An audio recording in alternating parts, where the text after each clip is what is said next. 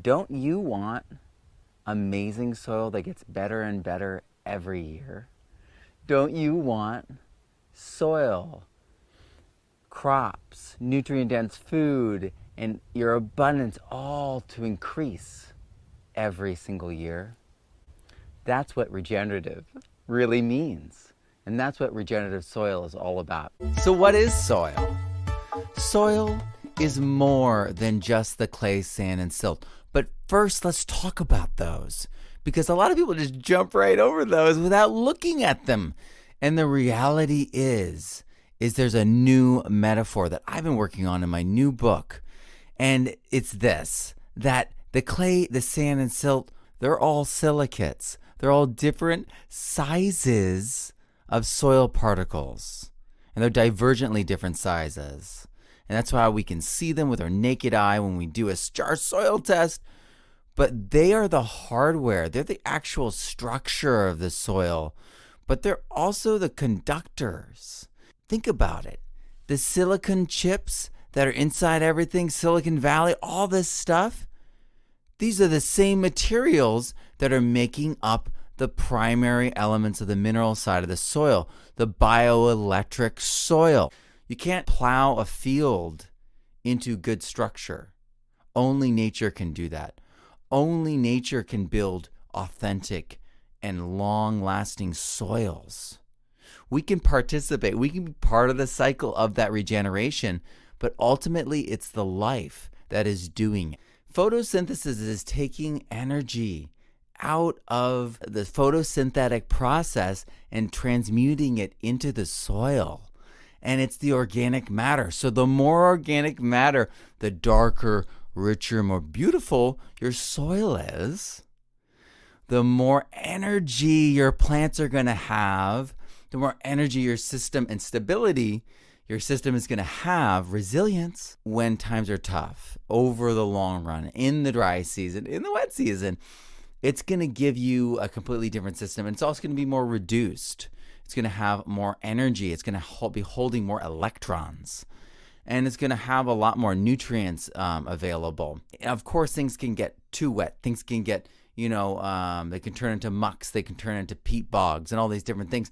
But that's the extreme, and we're not doing that with our gardens. We know how to aerate, keep things in balance, right? But we don't want the other side where it's poor photosynthesis, low organic matter, a smaller battery, a limited operating system. And we know this with dry, arid soils, compacted soils, oxidized soils. So the reality is the plants, the soil food web, they determine all of this if we just give them the stage. So in short, and I'm going to repeat this when we go through a little bit more complexity, we need soil organic matter. That means decomposed plant. That means compost. And then we need to be living. We need the soil life. That's compost again. And then we need plant roots. We really need to actually have the plants in a great, huge diversity growing in our soil as cover crops to give us the exudates that are required to create the biodiversity in the soil. We can't do it through compost alone, and I'll explain for various reasons in a minute. So we must have plant roots. Without plant roots, we can't build good soil. I mean, people say you need good soil for plants. You actually need good plants for good soil. So good plants means great diversity, heirloom seeds, intelligent plants, smart plants that your ancestors grew, that your ancestors saved and knew that these amazing teacher plants have guided them and saved their family time and time again, those kind of plants. And then photosynthesis, that incredible reduction of all that energy into the soil. And reduction is a chemistry term, oxidation versus reduction. Reducing is the taking on of energy. I know it sounds reverse. It's just the chemistry. They're crazy. I know. I'm sorry. But that's the truth, is that it takes on this energy and it brings it into the soil. And we see it when we see that the corn, the sorghum, the sugarcane has created this dark black richness around their roots. And that's from the air. That's the carbon they're drawn down. It's incredible. Soil organic matter, soil life, plant roots, and photosynthesis. You all can do this. SSPP, we can do this. That was me abbreviating that teacher thing. Forgive me.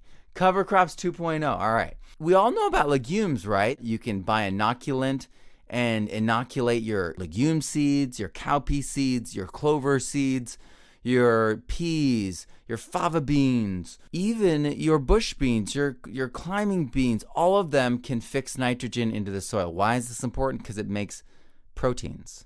It's key to all the actions inside of a plant. So you need nitrogen. The whole NPK thing, I know they overemphasized it, but they are the macronutrients. So we got to pay attention to them. And legumes is what we have been traditionally focused on. But I want us to think about this. If we have C3 and C4 grasses, they're going to take down carbon to such a fast degree, so heavily. It's 50% of what they photosynthesize of carbon goes into the soil, building that soil. C4 grasses can do it at such a high rate. We're talking about the sugary ones, the sugarcane, sorghum, corn. And so we're growing those. I've got sorghum in there. I've got amaranth in there. Amaranth flips between C4 and C3 in different growth stages. I've got buckwheat because it steals nitrogen from the cowpeas. And it also is a great bioaccumulator of tons of different amazing nutrients in the soil. It's incredible. It has a lot of potassium, phosphorus. Cowpeas, oh boy, cowpeas are the greatest biomass accumulator, and they are the greatest nitrogen fixer out of all of the legumes in trials. And then lastly, biological tillage, and also a great nitrogen scrounger. So there's no free nitrogen for cowpeas to relax. Buckwheat's stealing the nitrogen away, so cowpeas are working harder. And then daikon's like, let me clean it up. The cowpeas are working overtime. It's great for them. They're robust. You know, this is good. This is all good. They're cousins. They're a little hard on each other, right? This is why I call this mix the 5 cousins. And notice that they're all annuals, so that they actually can be chopped and dropped at the end of the year, and they just turn into soil, and they don't have this crazy root system that you have to use a tillage system to take care of. This takes care of itself if you have a hard frost of any kind. And you can chop it up, you can mulch it in place, and it's amazing. It breaks down fast because of the high sugar content, because of the high nitrogen content. This is an incredible system. The daikons, you might have to do some breaking up to get them to fully break down. They might resprout if you don't agitate them, disturb them a little bit. But when they do compost in place, they can compost 2 to 3 feet deep. So this is an incredible system. I did create it, but it's based off of so many other people's work, not with these all together, but individually. I just put them together because, man, they act like, a fun bunch of cousins that are, getting on each other and, working together. I love it. And we're replicating it as well with semi-aerated systems. The Johnson-Su compost method is an absolute revelation. It's this tall system where you have tubes that you actually allow, that are perforated, that allow air to go into the compost. So you never move the compost, you never turn the compost, but there's air on the outside and the inside through these tubes.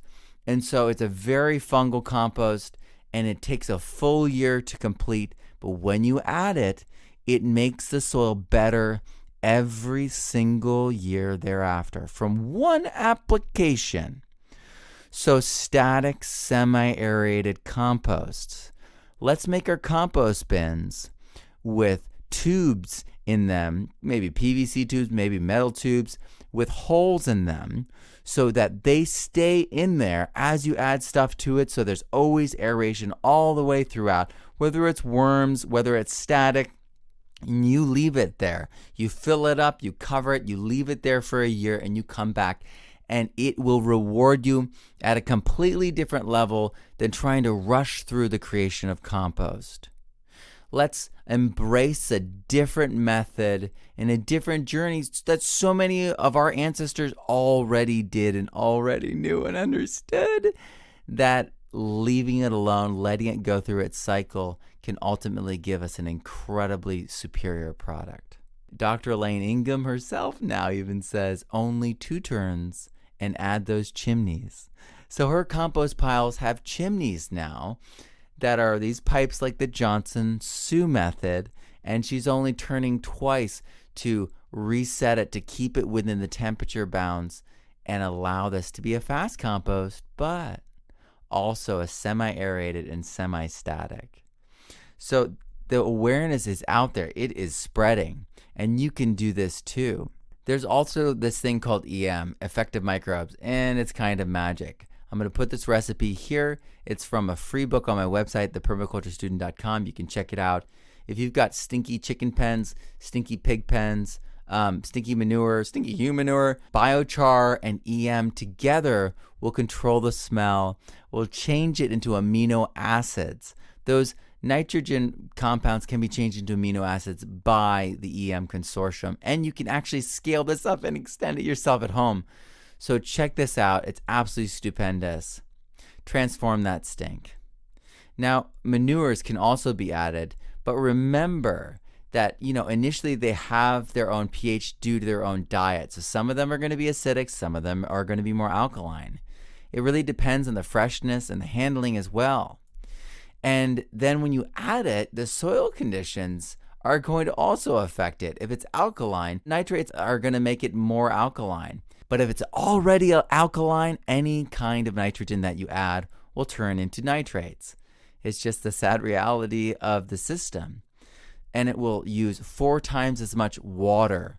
So alkaline, arid, dry, oxidized, overtilled soils are going to require 4 times as much water just to survive at that pH. So partner with fungi, pull it out of that system and change it. If you enjoyed this conversation with Matt Powers, you'll love the 10th Annual Superfood Garden Summit featuring his full presentation along with other expert gardeners, regenerative soil educators, homesteaders, herbalists, and food growing experts, sharing practical strategies to help you grow healthier, more abundant food naturally. Grab your free ticket at superfoodgardensummit.com.